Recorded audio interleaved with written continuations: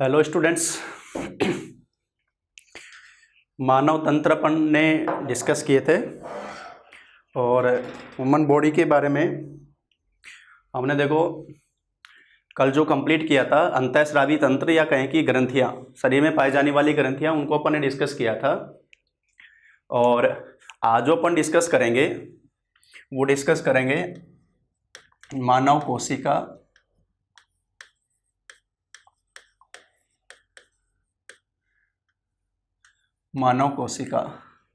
Human cell.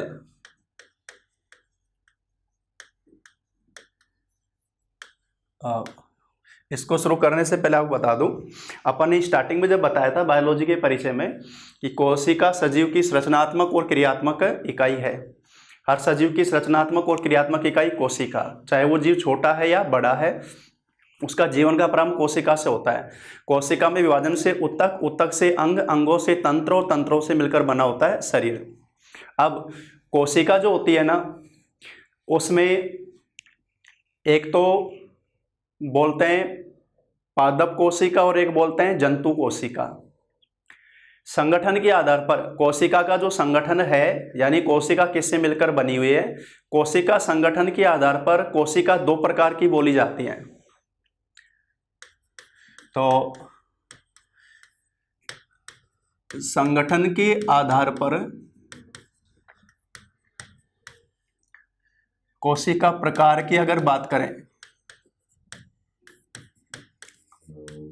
तो वो दो प्रकार की कोशिका बोली जाती हैं। एक तो बोली जाती है प्रोकैरियोटिक कोशिका और एक बोली जाती है यूकैरियोटिक कोशिका। प्रोकैरियोटिक कोशिका और यूकैरियोटिक, इसको बोलते हैं असीम केंद्र की या असीम केंद्री, और इसे बोला जाता है ससीम केंद्र की, ससीम केंद्र की यूकैरियोटिक। प्रोकैरियोटिक और यूकैरियोटिक संगठन के आधार पर कोशिका के दो प्रकार बताए जाते हैं, असीम केंद्री और ससीम केंद्री। और इसका सीधा सीधा जो इन दोनों का डिफरेंस है, जैसा नाम से आ रहा है, किसी भी कोशिका की चारों ओर पाई जाती है डबल मेम्ब्रेन बाहरी आवरण, इसको बोलते हैं कोशिका झिल्ली, प्लाज्मा झिल्ली। कोशिका का सबसे बाहरी आवरण प्लाज्मा झिल्ली जो कि डबल मेम्ब्रेन होती है। कोशिका का मुख्य घटक होता है केंद्रक, न्यूक्लियस, और न्यूक्लियस की चारों ओर भी डबल मेम्ब्रेन पाई जाती है जिसको बोलते हैं केंद्रक झिल्ली। रासायनिक रूप से कोशिका झिल्ली और केंद्रक झिल्ली दोनों का संगठन कैसा है? अभी समान है। कोशिका झिल्ली और केंद्रक झिल्ली का रासायनिक संगठन कैसा है? समान है, एक जैसी बनी होती है। केंद्रक के चारों ओर झिल्ली पाई जाती है डबल, ये जो झिल्ली मौजूद है केंद्रक झिल्ली है। अगर केंद्रक के चारों ओर ये झिल्ली पाई जा रही है वो तो बोला जाता है ससीम केंद्री। और अगर केंद्रक के चारों ओर डबल झिल्ली, ये जो केंद्रक झिल्ली नहीं पाई जाती है, तब बोला जाता है उसे असीम केंद्री। तो किसी भी कोशिका के चारों ओर कोशिका झिल्ली, भरा हुआ पदार्थ कोशिका द्रव्य, और इस कोशिका द्रव्य से डिफरेंट रहता है केंद्रक द्रव्य झिल्ली के माध्यम से। अगर झिल्ली नहीं है तो असीम केंद्री, और झिल्ली है तो फिर बोलते हैं ससीम केंद्री। तो विकसित कौन सी कोशिका हुई? यूकैरियोटिक ससीम केंद्री कोशिका हुई। अब मानव कोशिका, या जिसको मैंने बताया दो तरह की बोलते हैं, एक तो बोलते हैं पादप कोशिका और एक बोलते हैं जंतु कोशिका। कोशिका संगठन के आधार पर अपन कोशिका दो प्रकार की बता रहे हैं, प्रोकैरियोटिक और यूकैरियोटिक, असीम केंद्री और ससीम केंद्री। मेन डिफरेंस ये आता है, प्रोकैरियोटिक कोशिका में केंद्रक के चारों ओर झिल्ली नहीं पाई जाती, यूकैरियोटिक कोशिका में केंद्रक के चारों ओर झिल्ली पाई जाती है। ये डिफरेंस आता है। अब जो प्राइमरी अविकसित जीव हैं, सूक्ष्म जीव, उनमें तो पाई जाती है प्रोकैरियोटिक कोशिका, जिसमें मैं 3 नाम लिख रहा हूं, जीवाणु, माइकोप्लाज्मा और ब्लू ग्रीन एल्गी, यानी नील हरित शैवाल, ब्लू ग्रीन एल्गी, नील हरित शैवाल। तो जीवाणु, माइकोप्लाज्मा और नील हरित शैवाल, इन तीनों में तो पाई जाती है प्रोकैरियोटिक कोशिका, असीम केंद्र की कोशिका। और इन तीनों को छोड़कर जो भी नाम आ जाएगा, सभी जंतु कोशिका, सारी जंतु कोशिका,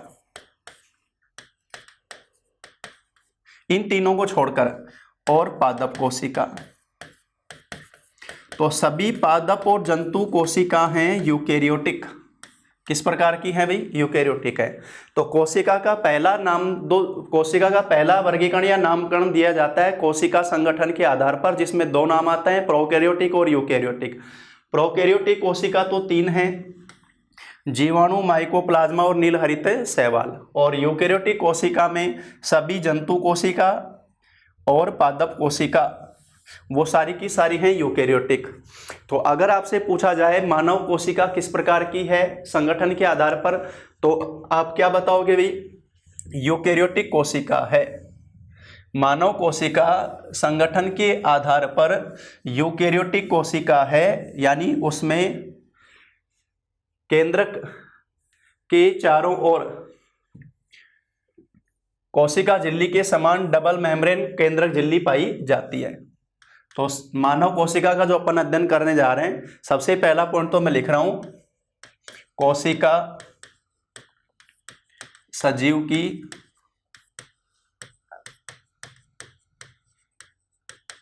संरचनात्मक व क्रियात्मक इकाई है। ये पॉइंट स्टार्टिंग में भी अपन ने पढ़ा था। दूसरा पॉइंट मैं जो लिख रहा हूं, कोशिका का खोजकर्ता, कोशिका का खोजकर्ता, तो नाम आता है भाई रॉबर्ट हुक। रॉबर्ट हुक ने जो कोशिका खोजी थी 1665 ईस्वी में, और इन्होंने अध्ययन किया था पादप की कोर्क कोशिका। और ये जो पादप की कोर्क कोशिका थी, ये थी भाई डेड सेल, मृत कोशिका। ये मृत कोशिका थी, इसका अध्ययन किया था। कोशिका का खोजकर्ता रॉबर्ट हुक। रॉबर्ट हुक ने पादप की कोर्क कोशिका, मृत कोशिका का अध्ययन किया। अब यही क्वेश्चन ऐसे पूछा जाता है, जीवित कोशिका का खोजकर्ता, जीवित कोशिका का खोजकर्ता, तो नाम आता है एंटन वॉन ल्यूवेनहॉक। एंटन वॉन ल्यूवेनहॉक, इन्होंने जीवित कोशिका का खोजा। इन्होंने अध्ययन किया जीवाणु व शुक्राणु कोशिका का अध्ययन। ये चल कोशिका हैं, गमन जो करती हैं, जीवाणु व शुक्राणु कोशिका का अध्ययन। तो अगर क्वेश्चन ये भी आता है कि जीवाणु शुक्राणु का खोजकर्ता, तो नाम यही आएगा एंटन वॉन ल्यूवेनहॉक का अध्ययन। तो जीवित कोशिका का खोजकर्ता एंटन वॉन ल्यूवेनहॉक। वैसे कोशिका का खोजकर्ता सीधा नाम आएगा रॉबर्ट हुक। रॉबर्ट हुक ने जो कोशिका खोजी थी वो थी मृत कोशिका, पादप की कोर कोशिका का अध्ययन किया था। और जीवित कोशिका का खोजकर्ता नाम आएगा तो एंटन वॉन ल्यूवेनहॉक। अब हम जो कोशिका का अध्ययन करने जा रहे हैं, तो अभी मैंने बताया कि कोशिका संगठन के आधार पर, कोशिका संगठन के आधार पर मानव कोशिका यूकेरियोटिक, जिसको नाम दिया जाता है ससीम केंद्रीय प्रकार की होती है।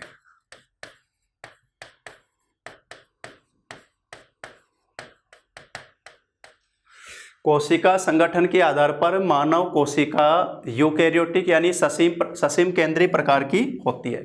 अभी बता दिया था अपन ने, यूकेरियोटिक का मतलब संगठन के आधार पर अपन दो प्रकार की बोलते हैं, प्रोकैरियोटिक और यूकेरियोटिक। 3 कोशिका, एक तो जीवाणु, एक माइकोप्लाज्मा और नील हरी शैवाल, ब्लू ग्रीन एल्गी, साइनोबैक्टीरिया, इनमें जो कोशिका पाई जाती है वो प्रोकैरियोटिक बोली जाती है। और इनके अलावा सभी पादप और जंतु कोशिका यूकेरियोटिक प्रकार की होती है, ये अपन ने बताया। उसके बाद में अब पादप कोशिका भी यूकेरियोटिक है और जंतु कोशिका या हमारी कोशिका भी किस प्रकार की है भाई, यूकेरियोटिक है। तो फिर पादप और जंतु कोशिका में डिफरेंस क्या है? पादप और जंतु कोशिका में जो डिफरेंस आ जाता है, क्योंकि अपना सिलेबस है वो जंतु या अपने मानव शरीर से संबंधित पूछा हुआ है, तो लेकिन थोड़ा सा मैं बता देता हूं कि जंतु या मानव कोशिका की बात करें तो उसके चारों ओर डबल झिल्ली, प्लाज्मा झिल्ली पाई जाती है। पादप कोशिका में इसके बाहर दृढ़ आवरण सेल वॉल कोशिका भित्ति और पाई जाती है। कोशिका भित्ति सेल वॉल पाई जाती है। और जो जंतु कोशिका है ना, उसमें सबसे बाहरी आवरण है कोशिका झिल्ली या जिसको नाम दिया जाता है प्लाज्मा झिल्ली। अब देखो कोशिका झिल्ली, प्लाज्मा झिल्ली जो है ना, ये पादप और जंतु दोनों कोशिका में पाई जाती है। कोशिका झिल्ली जंतु कोशिका में भी है, पादप कोशिका में भी है, लेकिन पादप में इसके बाहर कठोर आवरण कोशिका भित्ति और पाई जा रही है। और इसी दृढ़ कोशिका भित्ति के कारण पादप कोशिका का आकार निश्चित होता है। जंतु कोशिका में कोशिका भित्ति नहीं है, तो जंतु कोशिका लचीली होती है, अनियमित आकार की, निश्चित आकार उसका नहीं होता। एक तो मेन डिफरेंस जो आता है। दूसरा, संगठन की बात करें तो जंतु कोशिका में लवक नहीं पाए जाते। लवक जंतु कोशिका में एब्सेंट, और पादप कोशिका में ये पाए जाते हैं, पादप सेल में पाए जाते हैं। जैसे अपन फेमस नाम सुनते हैं हरित लवक, उसके आधार पे अपन स्टार्टिंग में बताया था कि पादप कोशिका में हरित लवक है जिसको अपन कहते हैं प्रकाश संश्लेषी स्थल। उस आधार पे पादप कोशिका स्वपोषी है, जबकि जंतु कोशिका में लवक यानी जो नहीं है, हरित लवक नहीं है, तो वो परपोषी है। तो ये यानी पादप और जंतु कोशिका हैं तो दोनों यूकेरियोटिक, लेकिन पादप कोशिका में कोशिका भित्ति पाई जा रही है जो जंतु कोशिका में नहीं है। पादप कोशिका में लवक पाए जाते हैं जो जंतु कोशिका में नहीं है। उसके आधार पर इनका पोषण का डिफरेंस हो जाता है। ये चीज़ जो मैंने बताई, तो यहाँ ये सिलेबस तो अपना नहीं है, लेकिन मैं थोड़ा सा इसको मैंने बता दिया डिस्कस करते हुए पादप और जंतु कोशिका का। तो फिलहाल जो अपन अपनी या जंतु कोशिका की बात कर रहे हैं, तो हमारी कोशिका किस प्रकार की है अभी, यूकेरियोटिक प्रकार की होती है। उसके बाद में एक जो पॉइंट नोट करवा रहा हूं वो है अभी स्टडी ऑफ सेल, कोशिका का अध्ययन, और इसको बोला जाता है साइटोलॉजी, कोशिका विज्ञान। कोशिका का अध्ययन है कोशिका विज्ञान, जिसे बोला जाता है साइटोलॉजी। साइटोलॉजी कोशिका विज्ञान, कोशिका का अध्ययन। ये तो बताया अपन ने कोशिका का परिचय। तो कोशिका का खोजकर्ता रॉबर्ट हुक बोला जाता है, लेकिन उसने कोशिका खोजी वो पादप की कोर कोशिका का अध्ययन किया जो कि मृत कोशिका है। जीवित कोशिका का खोजकर्ता पूछा जाता है तो एंटन वैन ल्यूवेनहोक, जिन्होंने जीवाणु स्पर्म कोशिका जो कि चल मोटाइल सेल है उनका अध्ययन किया। कोशिका का अध्ययन कहलाता है साइटोलॉजी। संगठन के आधार पर मानव कोशिका किस प्रकार की होती है भाई, यूकेरियोटिक होती है। पादप कोशिका भी यूकेरियोटिक है। जीवाणु, माइकोप्लाज्मा, नील हरी शैवाल, 3 ऐसे हैं जो कि प्रोकैरियोटिक कोशिका हैं। तो अब पादप और जंतु दोनों यूकेरियोटिक कोशिका हैं। दोनों में डिफरेंस क्या है कि पादप कोशिका में सबसे भारी आवरण कोशिका भित्ति दृढ़ आवरण है जो जंतु कोशिका में नहीं पाई जाती। तो पादप कोशिका का सबसे भारी आवरण कोशिका भित्ति, जंतु कोशिका का सबसे भारी आवरण कोशिका झिल्ली। लेकिन अपन ये नहीं कहेंगे कि कोशिका झिल्ली केवल जंतु में है, पादप में नहीं। कोशिका झिल्ली दोनों में है, कोशिका भित्ति केवल पादप में है, जंतु में नहीं है। और एक लवक की उपस्थिति, लवक की वजह से पादप है स्वपोषी कोशिका, जंतु है लवक नहीं पाए जाने से जंतु कोशिका है परपोषी। ये स्थिति है। अब कोशिका में जो अपन अध्ययन करते हैं, कोशिका का संगठन,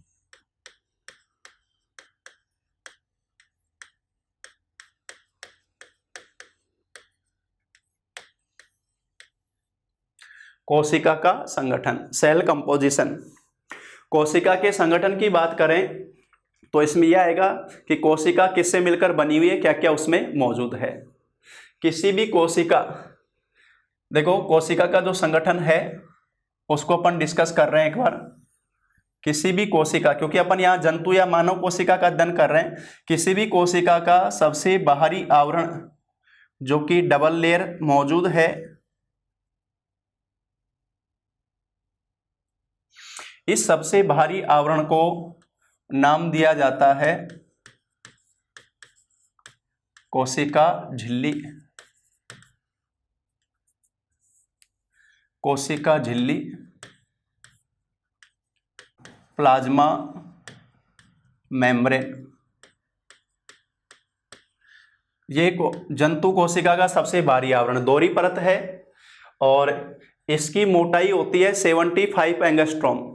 75 एंगस्ट्रॉम मोटाई होती है और ये कोशिका का सबसे बाहरी आवरण है, लचीला आवरण है, इसलिए जंतु कोशिका या मानव कोशिका का आकार निश्चित नहीं होता है। इसके अंदर जो भरा हुआ है उसमें पहले मैं बता रहा हूं, कोशिका के केंद्र में, केंद्र भाग में पाया जाता है, उसको नाम देते हैं केंद्रक, न्यूक्लियस। न्यूक्लियस बोला जाता है केंद्रक। और केंद्रक की चारों ओर भी दोहरी परत पाई जाती है जिसको बोलते हैं केंद्रक झिल्ली। क्या बोला जाता है भाई? केंद्रक झिल्ली। और ये जो केंद्रक झिल्ली है, न्यूक्लियस मेम्ब्रेन, ये संगठन के आधार पर बिल्कुल प्लाज्मा झिल्ली के समान होती है, वही 75 एंगस्ट्रॉम। लिपिड और प्रोटीन की बनी हुई, प्लाज्मा झिल्ली लिपिड और प्रोटीन की बनी हुई, केंद्रक झिल्ली भी लिपिड और प्रोटीन की बनी हुई है। केंद्रक के चारों जो पाया जाता है केंद्रक झिल्ली। अब इसके अंदर जो भरा हुआ है उसको बोला जाता है केंद्रक द्रव्य। केंद्रक में भरा हुआ पदार्थ क्या कहलाता है भाई? केंद्रक द्रव्य। केंद्रक झिल्ली कोशिका झिल्ली के बीच में जो भरा हुआ है, ये जो सारा पदार्थ भरा होता है, इसको नाम दिया जाता है कोशिका द्रव्य, जिसको बोला जाता है साइटोप्लाज्म। कोशिका द्रव्य, साइटोप्लाज्म। केंद्रक झिल्ली और कोशिका झिल्ली के बीच में जो मौजूद है, जो भरा हुआ है, वो सारा पदार्थ जो है वो कहलाता है केंद्रक और कोशिका द्रव्य, साइटोप्लाज्म। अब अपन एक शब्द सुनते हैं जीव द्रव्य, प्रोटोप्लाज्म। इन दोनों को कंबाइन रूप से बोला जाता है जीव द्रव्य, प्रोटोप्लाज्म। तो हम ये कह सकते हैं कि कोशिका के अंदर, कोशिका झिल्ली के अंदर जो सारा मौजूद है वो है जीव द्रव्य। और उस जीव द्रव्य के फिर दो पार्ट हो गए, एक तो हो गया कोशिका द्रव्य और एक हो गया केंद्रक या केंद्रक में भरा हुआ केंद्रक द्रव्य। इस तरह से ये पूरा बांटा जाता है। तो जीव द्रव्य में दोनों सम्मिलित हैं, कोशिका द्रव्य केंद्रक दोनों सम्मिलित हैं। केंद्रक को छोड़ दें तो फिर जो मौजूद है केंद्रक झिल्ली से कोशिका झिल्ली के बीच में जो मौजूद है वो कहलाता है कोशिका द्रव्य। इस तरह की स्थिति है। अब ये जो कोशिका द्रव्य है यहाँ पर, इसमें भरा हुआ पदार्थ को अपन दो प्रकार से वर्गीकृत करते हैं। एक तो बोला जाता है अभी कोशिका द्रव्य में भरा हुआ निर्जीव घटक, और एक जो इसमें मौजूद है कोशिकांग। इसमें मौजूद कोशिकांग। देखो अभी तक पढ़े थे अपन ने बॉडी ऑर्गेन, शारीरिक अंग। शारीरिक अंग हमारी बॉडी में अलग अलग काम करने वाले अंग, और हमारी बॉडी में सबसे छोटे लेवल पर काम करती हैं कोशिकाएं। कोशिका में जो अलग अलग कार्य करते हैं उनको नाम दिया जाता है कोशिका के अंग, जिनको बोलते हैं कोशिकांग, सेल ऑर्गेनेल। तो निर्जीव घटक ड्यूटोप्लाज्म,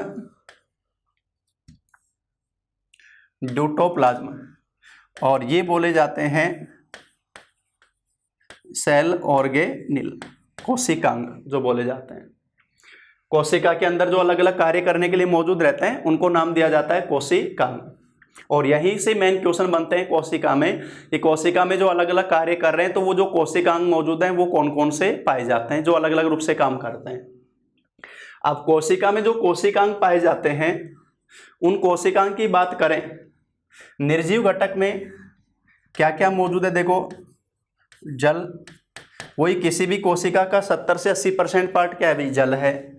दूसरा खनिज लवण जिनको अपन बोलते हैं अकार्बनिक पदार्थ, और तीसरा कार्बनिक पदार्थ,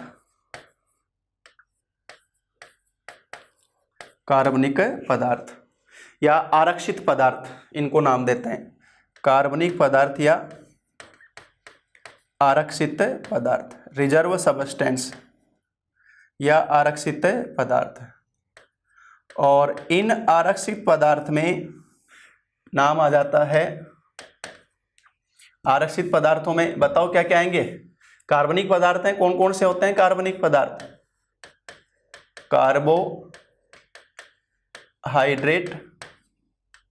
नंबर 2 वसा, और नंबर 3 प्रोटीन। ये आरक्षित पदार्थ, कार्बनिक पदार्थ, ये कोशिका के अंदर जो मौजूद रहते हैं। तो कोशिका द्रव्य जो अपन बता रहे हैं, कोशिका द्रव्य कोशिका में जो भरा हुआ होता है, उस कोशिका द्रव्य को दो भागों में बांट दिया, निर्जीव घटक, कोशिकांग। निर्जीव घटक में जल, खनिज लवण और कार्बनिक पदार्थ, या दूसरा नाम देते हैं आरक्षित पदार्थ, जिनमें कार्बोहाइड्रेट, वसा, प्रोटीन, ये सारा जो भरा हुआ रहता है। और दूसरा जो इसमें मौजूद है वो है भाई कोशिकांग। कोशिका के अंदर जो मौजूद है कोशिकांग, जो कोशिका में अलग अलग कार्य करते हैं, और उन्हीं से मेन अपने क्वेश्चन बनते हैं, कोशिकांग। अब कोशिकांग में, कोशिका के कोशिकांग में सबसे पहला कोशिकांग मैं बता रहा हूं, अंतःपर्दवी जालिका, इसको शॉर्ट में बोलते हैं ER, endoplasmic reticulum, endoplasmic reticulum, अंतःपर्दवी जालिका, सबसे पहला जो नाम दे रहा हूं। और जैसा नाम से आ रहा है, ये जो अंतःपर्दवी जालिका है ना, अंतःपर्दवी जालिका ये कोशिका के अंदर जो पाई जाती है, इसकी स्थिति क्या है समझो। कोशिका के अंदर अंतःपर्दवी जालिका की स्थिति जो है वो क्या है उसको समझो एक बार। अंतःपर्दवी जालिका कोशिका झिल्ली से केंद्रक झिल्ली तक, कोशिका झिल्ली से केंद्रक झिल्ली तक जाल के रूप में पूरी फैली हुई पाई जाती है। और ये जो जाल है ना, ये जो जाल मौजूद है, ये जाल पाया जाता है संपूर्ण जीवद्रव्य में, पूरी कोशिका के जीवद्रव्य में, और अंत में आकर ये केंद्रक झिल्ली से संलग्न होती है। तो कोशिका के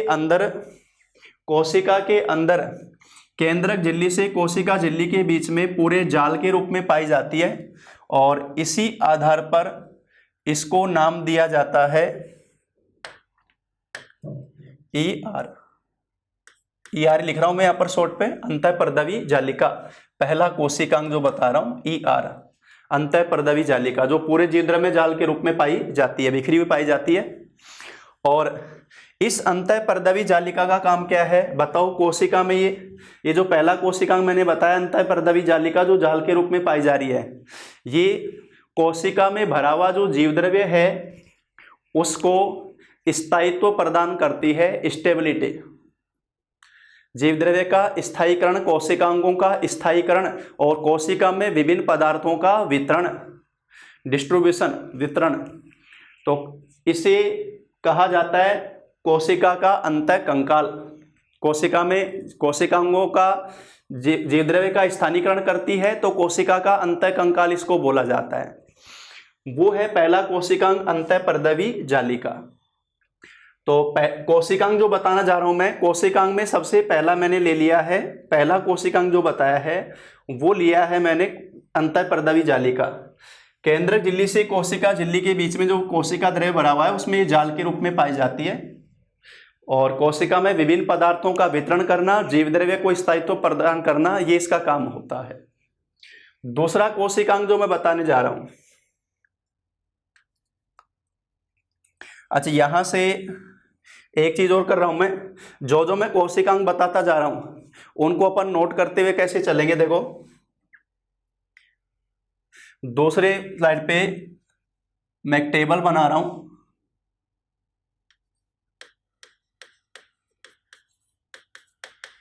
कोशिकांग का विवरण, जो कोशिका में अपन कोशिकांग पढ़ेंगे ना उनका विवरण। इसमें सबसे पहला कॉलम तो है कि उस कोशिकांग का नाम, नंबर 1। दूसरा, उस कोशिकांग का खोजकर्ता। और तीसरा कॉलम है वो जो कोशिकांग है वो कोशिका में क्या कार्य कर रहा है, कोशिकांग का कार्य। और चौथा कॉलम है वो है विशेष लक्षण, या उस कोशिकांग को जो कार्य के आधार पर उपनाम दिया जाता है वो। ध्यान दो, अभी जो मैंने आपको बताया है वो पहला कोशिकांग बताया अंतःपर्दवी जालिका, कि यह कोशिका में जीवद्रव्य में जाल के रूप में पाया जाता है। ये जो कोशिकांग है ये क्या काम कर रहा है अभी, जीवद्रव्य में, कोशिका में जीवद्रव्य का स्थानीकरण, कोशिकांगों का स्थानीकरण और विभिन्न पदार्थों का वितरण, ये काम कर रहा है ये। तो पहला कोशिकांग जो अपन नोट कर रहे हैं, वो है अभी अंतःपर्दवी जालिका, जिसको अपन ने शॉर्ट में नाम दिया है ER। और इसका जो खोजकर्ता है वो है ई पोर्टर, इसका खोजकर्ता। इस कोशिका का जो काम है वो मैं लिखवा रहा हूं, जीवद्रव्य का स्थायीकरण, कोशिका में जीवद्रव्य का स्थायीकरण, कोशिका में विभिन्न पदार्थों का वितरण, कोशिका में विभिन्न पदार्थों का वितरण करना, ये अंतःपर्दवी जालिका जो पाई जाती है उसका काम है। अब देखो ये जो अंतःपर्दवी जालिका है ना, इसमें विशेष लक्षण या उपनाम में अगर अपन बताएं तो अपन बताएंगे इसे बोला जाता है कोशिका का कंकाल, क्योंकि कोशिका में ये जीवद्रव्य का स्थायित्व प्रदान कर रही है, उस आधार पे कोशिका का कंकाल बोलते हैं। बताओ हमारी बॉडी में कंकाल का काम क्या है, हड्डियों का काम क्या है? अभी वो है हमारी बॉडी को स्थायित्व देना। अरे अगर मैं आपकी बॉडी से हड्डियों को निकाल दूं तो तुम्हारा कोई स्थायित्व है क्या? लपेट के भर दूं थैली के अंदर, हड्डियों को अगर निकाल दे कंकाल तंत्र को। तो कोशिका में जीवद्रव्य का स्थानीकरण कौन कर रहा है? अभी अंतःपर्दवी जालिका कर रही है, वो इसे नाम दिया जाता है कोशिका का कंकाल। ये स्थिति। अब इसी में देखो ये जो अंतःपर्दवी जालिका है ना, ये अंतःपर्दवी जालिका दो प्रकार की बताई जाती है, जिसको एक तो नाम दिया जाता है RER और दूसरा नाम दिया जाता है SER। ये नाम किस आधार पे है? ये जो अपन ने बताई अंतःपर्दवी जालिका, केंद्रक झिल्ली की समाप्त जो अंतःपर्दवी जालिका है उस पे सूक्ष्म कण पाए जाते हैं। ये जो सूक्ष्म कण मौजूद हैं अंतःपर्दवी जालिका पर मौजूद हैं। कौन सी अंतःपर्दवी जालिका? जो केंद्रक के समीप है, राइबोफ्यूरिन प्रोटीन द्वारा ही जुड़े होते हैं अंतःपर्दवी जालिका के ऊपर। और ये जो सूक्ष्म कण हैं इनको नाम दिया जाता है राइबोसोम। क्या नाम देते हैं भी? राइबोसोम। ये जो राइबोसोम है ना, राइबोसोम भी कोशिकांग है। राइबोसोम भी क्या है? कोशिकांग है। कहाँ मौजूद है? वो अंतःपरदवी जालिका जो केंद्र के समीप स्थित है। केंद्र के आसपास वाले क्षेत्र में जो अंतःपरदवी जालिका है उस पे सूक्ष्म कण पाए जाते हैं, उनको राइबोसोम नाम दिया जाता है। राइबोसोम हो गया दूसरा कोशिकांग। कोशिका का दूसरा कोशिकांग जो मैंने लिखा है वो लिखा है अभी राइबोसोम। वो लिखा है मैंने राइबोसोम, कोशिका का दूसरा कोशिकांग राइबोसोम। और राइबोसोम क्या काम करता है? अब एक चीज और, जितने भी मैं कोशिकांग लिखूंगा ध्यान रखना, एक क्वेश्चन आता है कोशिका का सबसे छोटा कोशिकांग। कोशिका का सबसे छोटा कोशिकांग पूछा जाएगा तो नाम किसका आएगा? राइबोसोम का ही आएगा। सबसे छोटा कोशिकांग किसको बोला जाता है? राइबोसोम को। जो केंद्रक झिल्ली के पास अंतःपरदवी जालिका के ऊपर पाया जाता है वो राइबोसोम दूसरा कोशिकांग जो है। तो अभी अपन इस दूसरे कोशिकांग का वर्णन करेंगे। दूसरा कोशिकांग जिसका नाम है राइबोसोम। और ध्यान रखना राइबोसोम खोजकर्ता, तो पहला नाम मैं लिख रहा हूं रॉबिन्सन। ये तो पादप में, प्लांट सेल में। और पैलाडे ये लिखेंगे भाई जंतु में। तो पादप कोशिका में राइबोसोम को बताया था रॉबिन्सन ने, और जंतु कोशिका में राइबोसोम को बताया पैलाडे ने। और अगर सीधा पूछे राइबोसोम का खोजकर्ता तो नाम रॉबिन्सन का आएगा, क्योंकि पहले रॉबिन्सन ने राइबोसोम को बताया था। और राइबोसोम जो पाया जाता है अंतःपरदवी जालिका पर, उसका काम है कोशिका में विभिन्न प्रोटीन का संश्लेषण। विभिन्न प्रोटीन का संश्लेषण।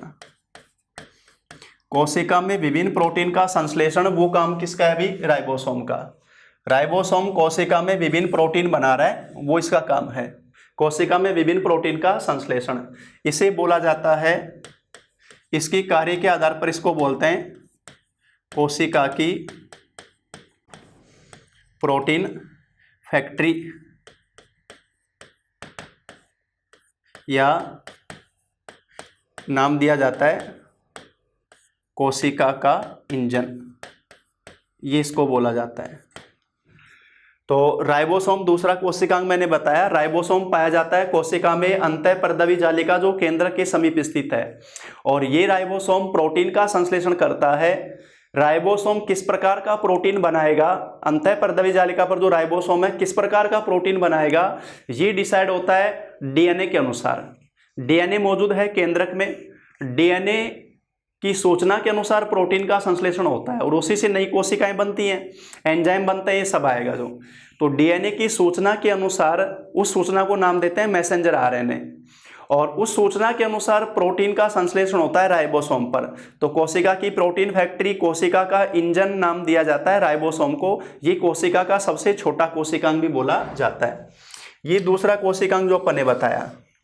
अब देखो नंबर, इसी जो स्थिति में बता रहा था, पहला कोशिकांग बताया अंतःपरदवी जालिका ईआर, दूसरा कोशिकांग बताया राइबोसोम। अब ये जो ईआर है ना,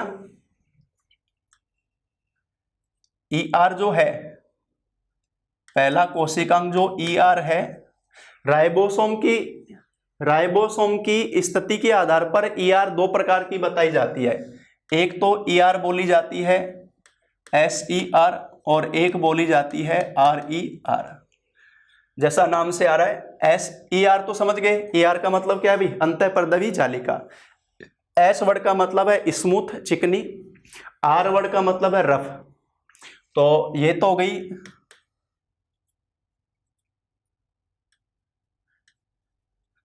ये तो बन गई स्मूथ ईआर, चिकनी ईआर,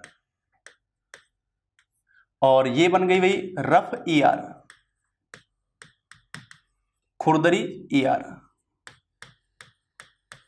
खुरदरी ईआर, रफ हो गई खुरदरी ईआर। बताओ किस आधार पे नाम दिया ये? देखो मैंने बताया राइबोसोम मौजूद है केंद्रक के आसपास, जो अंतःपर्दवी जालिका है उसमें उसके ऊपर ही मौजूद हैं। और राइबोसोम में झिल्ली विहीन कण होते हैं। राइबोसोम वो कोशिकांग है जिस पर झिल्ली नहीं पाई जाती, नग्न कोशिकांग भी बोलते हैं इसको। किसको? राइबोसोम को। राइबोसोम जहां प्रेजेंट है सूक्ष्म कणिकाओं के रूप में तो सतह हो जाती है खुरदरी, रफ। और बाहर की तरफ जो अंतःपर्दवी जालिका है परिधीय क्षेत्र में, उस पे राइबोसोम नहीं पाए जाते। और वो जो जहां राइबोसोम प्रेजेंट नहीं है वो अंतःपर्दवी जालिका है चिकनी। तो रफ ईआर खुरदरी जो अंतःपर्दवी जालिका है जिस पर राइबोसोम पाए जाते हैं वो बोली जाती है। रफ ईआर का मतलब है राइबोसोम प्रेजेंट, राइबोसोम प्रेजेंट। और इस स्मूथ ईआर का मतलब है राइबोसोम अब्सेंट। अब जहां राइबोसोम नहीं पाए जाते वहां तो होता है वसा का संश्लेषण, वसा का संश्लेषण, और यहां प्रोटीन का संश्लेषण, प्रोटीन का संश्लेषण। जहां पर राइबोसोम पाए जा रहे हैं वो वसा का संश्लेषण और यहां पर प्रोटीन का संश्लेषण खुरदरी अंतःपर्दवी जालिका पर। तो जहां राइबोसोम प्रोटीन का संश्लेषण कर रहा है, जहां राइबोसोम नहीं पाए जा रहे हैं बाहर की तरफ, वहां पर होता है वसा का संश्लेषण। ये भी एक कारण है, इसको चिकनी अंतःपर्दवी जालिका बोला जाता है। तो दो कोशिकांग अपन ने डिस्कस किए, पहला बताया अंतःपर्दवी जालिका, दूसरा बताया अपन ने राइबोसोम। राइबोसोम उस अंतःपर्दवी जालिका पर पाया जाता है जो केंद्र के चारों ओर कोशिका द्रव्य में मौजूद है। बाहर वाली कोशिका झिल्ली वाले क्षेत्र में, परिधीय क्षेत्र में अंतःपर्दवी जालिका पर राइबोसोम नहीं पाए जा रहे, उसको नाम दिया जाता है चिकनी अंतःपर्दवी जालिका। केंद्र के समीप वाली अंतःपर्दवी जालिका को नाम देते हैं रफ ईआर, खुरदरी अंतःपर्दवी जालिका। दो कोशिकांग अपन ने डिस्कस कर लिए। अब तीसरा कोशिकांग जो मैंने बताना जा रहा हूं, जिसको अपन ने पहले भी डिस्कस किया है, तीसरा कोशिकांग जो अपन पढ़ने जा रहे हैं, और वो जो तीसरा कोशिकांग है वो है अभी तीसरा जो कोशिकांग है जो अपन डिस्कस करने जा रहे हैं, तीसरा जो कोशिकांग है वो जो अपन ले रहे हैं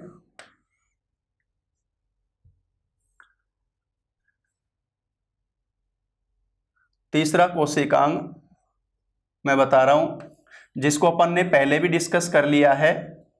और ये जो तीसरा कोशिकांग है, बताओ, मैं डायग्राम बनाया उस आधार पे आप समझ गए होंगे, पहले भी बनाया था अपन ने।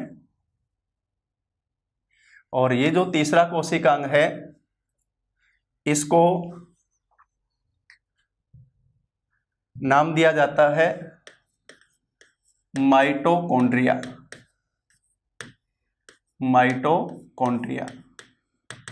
पढ़ा अपन इसके बारे में पहले जब अपन ने श्वसन तंत्र पढ़ा था। माइटोकॉन्ड्रिया तीसरा कोशिकांग जो बता रहा हूं कोशिका में, पहला बताया अंतःपर्दवी जालिका, दूसरा बताया अपन ने राइबोसोम, तीसरा माइटोकॉन्ड्रिया। और बताओ माइटोकॉन्ड्रिया का काम क्या बताया अपन ने? तीसरा कोशिकांग माइटोकॉन्ड्रिया। और माइटोकॉन्ड्रिया अपन ने बताया था कोशिका का पावर हाउस,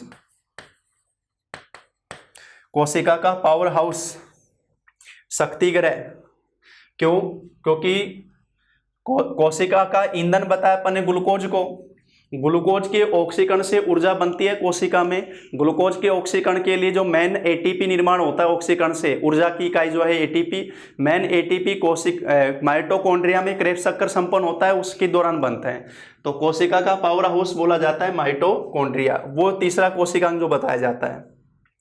तो और जनरली बहुत बार इसका क्वेश्चन पूछा हुआ अभी, कोशिका का पावर हाउस किसको कहते हैं? तीसरा जो कोशिकांग बता रहा हूं मैं माइटोकॉन्ड्रिया। माइटोकॉन्ड्रिया खोजकर्ता नाम आएगा भाई कोलिकर, माइटोकॉन्ड्रिया का खोजकर्ता कोलिकर। और माइटोकॉन्ड्रिया जो नाम है ना वो नाम दिया है अभी सी बेंडा ने, कार्ल बेंडा ने। माइटोकॉन्ड्रिया नाम किसने दिया है? कार्ल बेंडा ने, खोजकर्ता कोलिकर, खोजकर्ता कोलिकर जो नाम दिया जाता है, खोजकर्ता कोलिकर।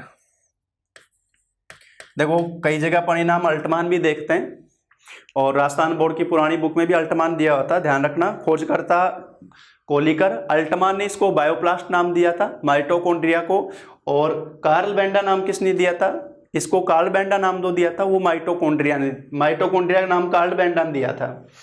माइटोकॉन्ड्रिया को हिंदी में बोलते हैं सूत्रकणिका, सूत्रकणिका। और माइटोकॉन्ड्रिया का कार्य क्या है भी, माइटोकॉन्ड्रिया का कार्य क्या पढ़ा था अपन ने, ग्लूकोज के ऑक्सीकरण से ऊर्जा का उत्पादन।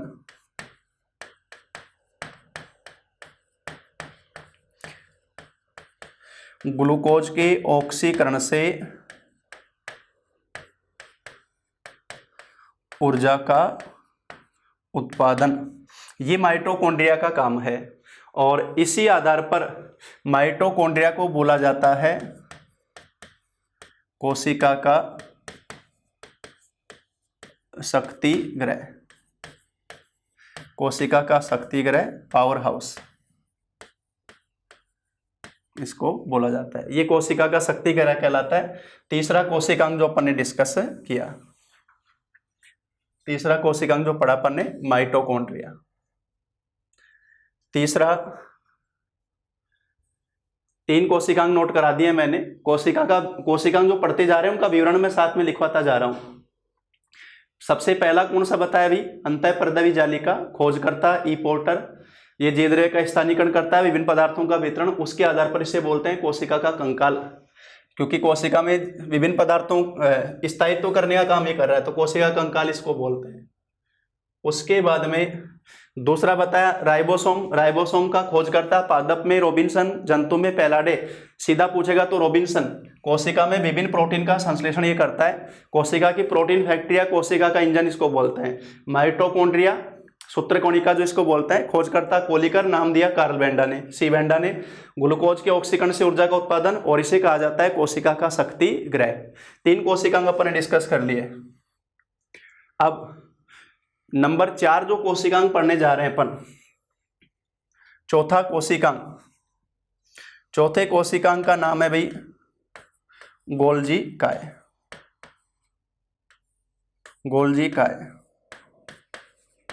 गोल्जी बॉडी या गोल्गाई बॉडी। ये गोल्जी काय बताने से पहले एक चीज जो मैं बता रहा हूं आपको कि अभी अपन ने जो बताया, पहला कोशिकांग अंतःपर्दवी जालिका, दूसरा बताया राइबोसोम, तीसरा बताया अपन ने माइटोकॉन्ड्रिया। कोशिका में अभी अपन ने एक क्वेश्चन डिस्कस किया था, कोशिका का सबसे छोटा कोशिकांग, कोशिका का सबसे छोटा कोशिकांग बोला अपन ने राइबोसोम को। अगर यही क्वेश्चन ऐसे आए कोशिका का सबसे बड़ा कोशिकांग, अगर कोशिका का सबसे बड़ा कोशिकांग पूछा जाएगा तो नाम आएगा, क्योंकि अभी मैं डिस्कस कर रहा हूं जंतु कोशिका को, तो यही क्वेश्चन मैं अगर ऐसे बोलता हूं जंतु कोशिका का सबसे बड़ा कोशिकांग, तो नाम आएगा माइटोकॉन्ड्रिया का। छोटा जंतु और पादप में दोनों में एक ही नाम आता है, और वो नाम आता है किसका भी, राइबोसोम का। वापस से समझना, अगर छोटा कोशिकांग पूछेगा, चाहे वो पादप कोशिका का पूछ रहा है चाहे जंतु कोशिका का, नाम एक ही आएगा, राइबोसोम। बड़ा कोशिकांग पूछ रहा है तो जंतु कोशिका में बोला जाता है माइटोकॉन्ड्रिया, सबसे बड़ा कोशिकांग। पादप में सबसे बड़ा कोशिकांग बोलते हैं लवक। कौन सा बोलते हैं, लवक, क्योंकि यहाँ पादप कोशिका को मैं डिस्कस नहीं कर रहा, इसलिए वो बता रहा हूं केवल डिफरेंस करने के लिए। तो पादप कोशिका का सबसे बड़ा कोशिकांग लवक, जंतु कोशिका का सबसे बड़ा कोशिकांग माइटोकॉन्ड्रिया। छोटा पूछेगा तो दोनों में एक ही आंसर आएगा, राइबोसोम।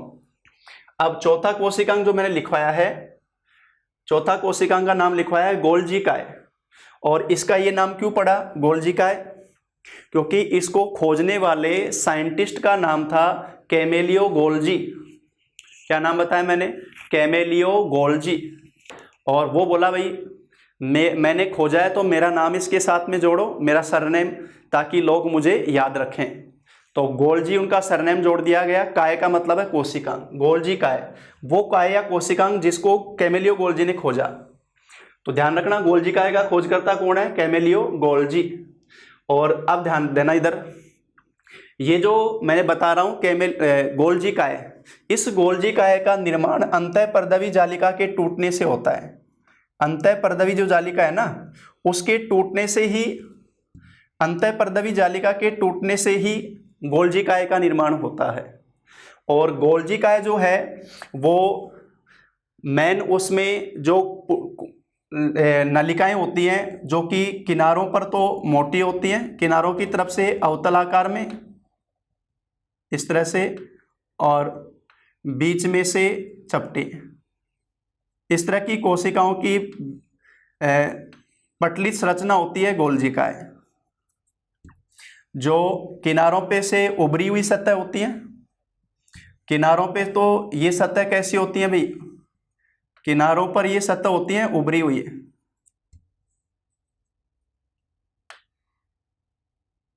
अवतल आकार में, और बीच में चपटी।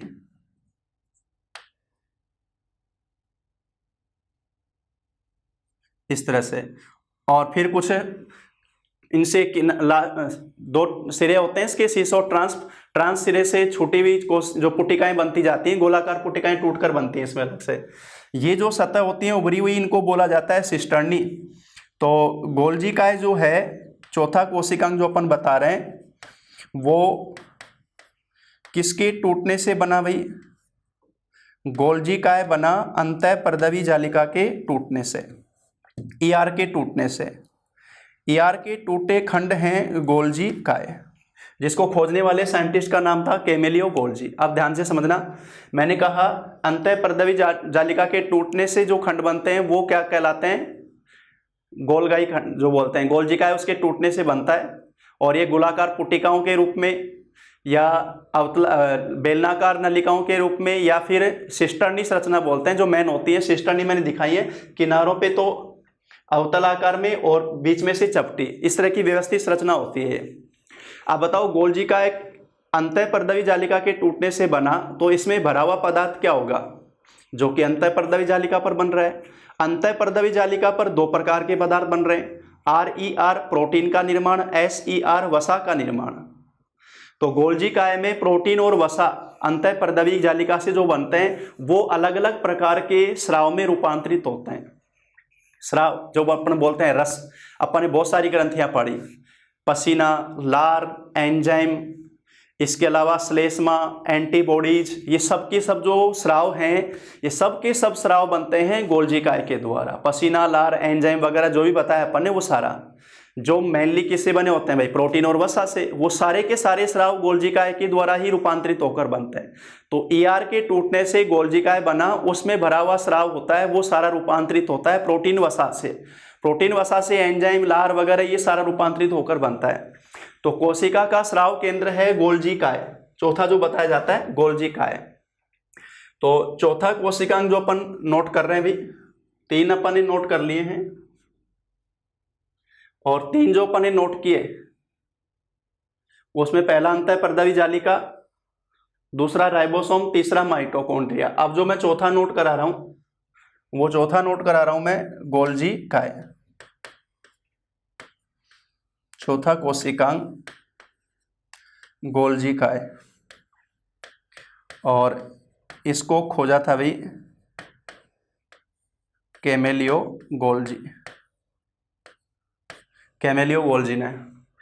और ये जो कोशिकांग है इसका कार्य क्या बताया भाई, विभिन्न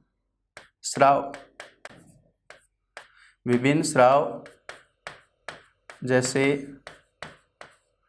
पसीना, लार, एंजाइम, श्लेष्मा आदि का निर्माण। ये जितने भी स्राव बनते हैं वो सब के सब स्राव किसमें बनते हैं भाई, वो सब के सब स्राव बनते हैं गोल्जिकाय में, गोल्जिकाय के द्वारा बनते हैं। और ये जो गोल्जिकाय है इसको एक नाम दिया जाता है कोशिका का यातायात प्रबंधक, कोशिका का यातायात प्रबंधक इसको बोला जाता है। अब बताओ कोशिका में कौन सा ट्रैफिक हुआ भाई, देखो अभी अपन ने पढ़ा था अंतःपर्दवी जालिका कोशिका में विभिन्न पदार्थों का वितरण करती है, और ये जो पदार्थों का वितरण है ना वो क्या है भाई, प्रोटीन वसा से टूटकर जो रूपांतरित होंगे वो सारे के सारे रूपांतरित होकर किस में बनते हैं, गोल्जी काय में। तो गोल्जी काय किसके टूटे हुए खंड से बनता है, अंतःपरदवी जालिका से। तो इसके माध्यम से विभिन्न पदार्थों का वितरण कोशिका में होता है। तो कोशिका का यातायात प्रबंधक कौन कहलाता है भाई, गोल्जी काय, वो इसको नाम दिया जाता है। फिर उसके बाद में अगला जो कोशिकांग है, अगला जो कोशिकांग अपन डिस्कस करने जा रहे हैं, 4 कोशिकांग अपन ने डिस्कस कर लिए हैं। पहला कोशिकांग बताया मैंने, कौन सा भी, पहला कोशिकांग बोला है अंतःपरदवी जालिका, दूसरा राइबोसोम, तीसरा माइटोकॉन्ड्रिया, चौथा गोल्जी काय। और इन चारों का वर्क अपन ने पढ़ लिया है, क्या क्या काम कर रहे हैं।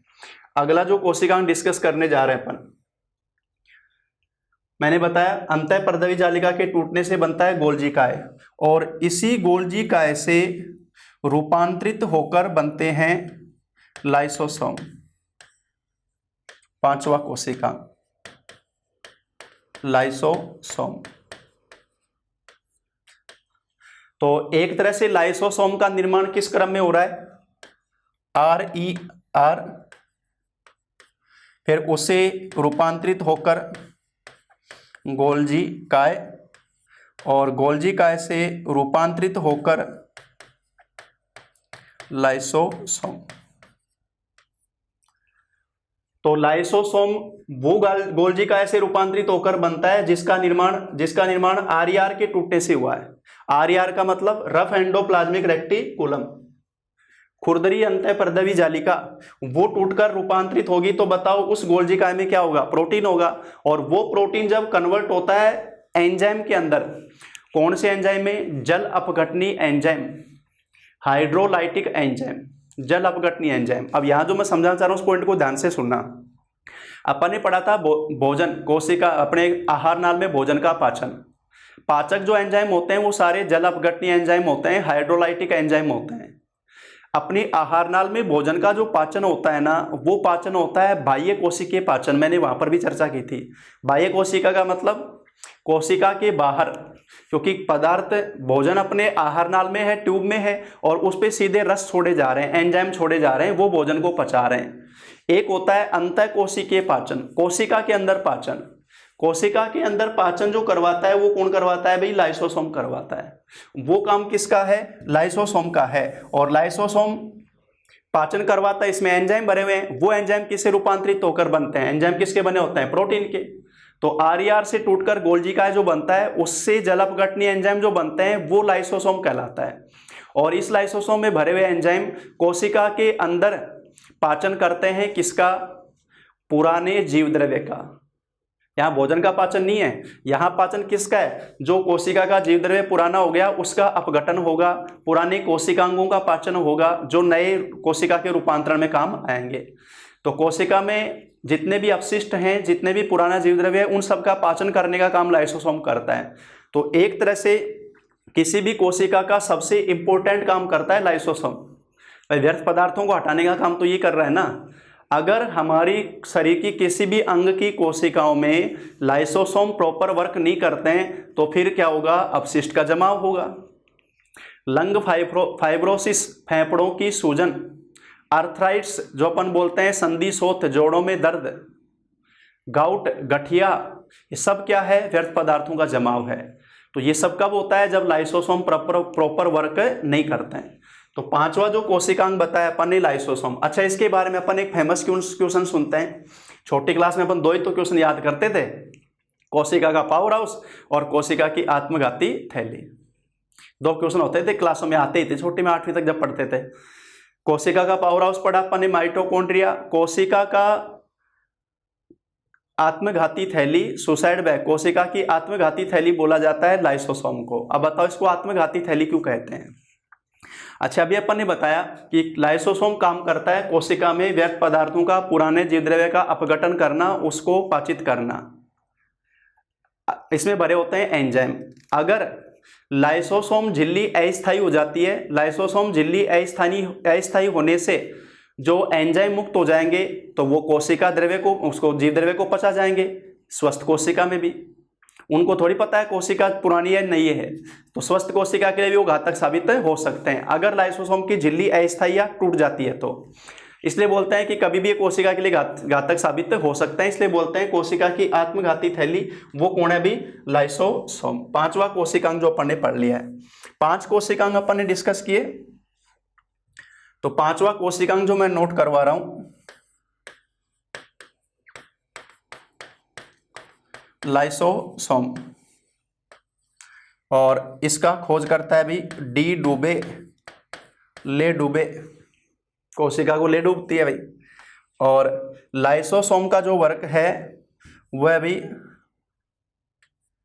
अंतःकोशिकीय पाचन।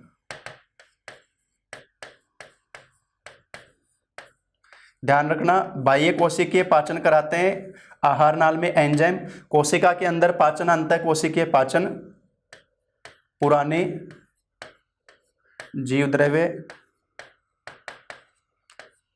का अपघटन, पुराने जीवद्रव्य का अपघटन, व्यर्थ पदार्थों को हटाना,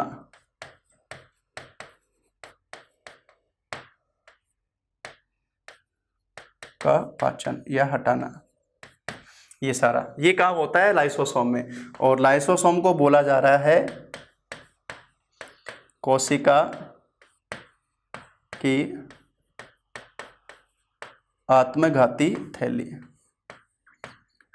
इसे नाम देते हैं कोशिका की आत्मघाती थैली, सुसाइड बैग, ये नाम इसको दिया जाता है।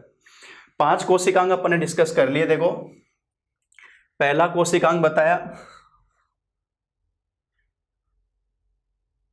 कोशिकांग के विवरण में सबसे पहला लिया अपन ने अंतःपर्दवी जालिका, खोजकर्ता ई पोर्टर, जीवद्रव्य का स्थायित्व करता है, विभिन्न पदार्थों का वितरण, इसे बोलते हैं कोशिका का कंकाल।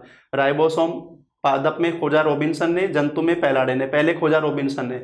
ये कोशिका में विभिन्न प्रोटीन का संश्लेषण करता है डीएनए की सूचना के अनुसार, और केंद्र के चारों ओर जो ईआर है अंतःपर्दवी जालिका उस पर ये पाए जाते हैं। इसको कोशिका की प्रोटीन फैक्ट्री या कोशिका का इंजन बोलते हैं। माइटोकॉन्ड्रिया खोजकर्ता कोलिकर, नाम दिया कार्ल बेंडा ने। ग्लूकोज के ऑक्सीकरण से ऊर्जा का उत्पादन, इसलिए कहते हैं कोशिका का पावर हाउस। गोल्जी का है खोजकर्ता कैमेलियो गोल्जी, इसलिए नाम पड़ा गोल्जी का है। विभिन्न स्राव, पसीना, लार, एंजाइम, श्लेष्मा आदि का निर्माण, ये गोल्जी का है ईआर के टूटने से बनता है, और उसमें जो प्रोटीन वसा है वो रूपांतरित होकर ये सारे पदार्थ बनते हैं। इसे बोलते हैं कोशिका का यातायात प्रबंधक। लाइसोसोम खोजकर्ता डी डुबे, अंतःकोशिकीय पाचन, पुराने जीवद्रव्य का अपघटन, व्यर्थ पदार्थों का पाचन, कोशिका की आत्मघाती थैली इसको कहा जाता है। 5 कोशिकांग अपन ने डिस्कस कर लिए, इसके बाद का डिस्कशन करेंगे अगली क्लास में।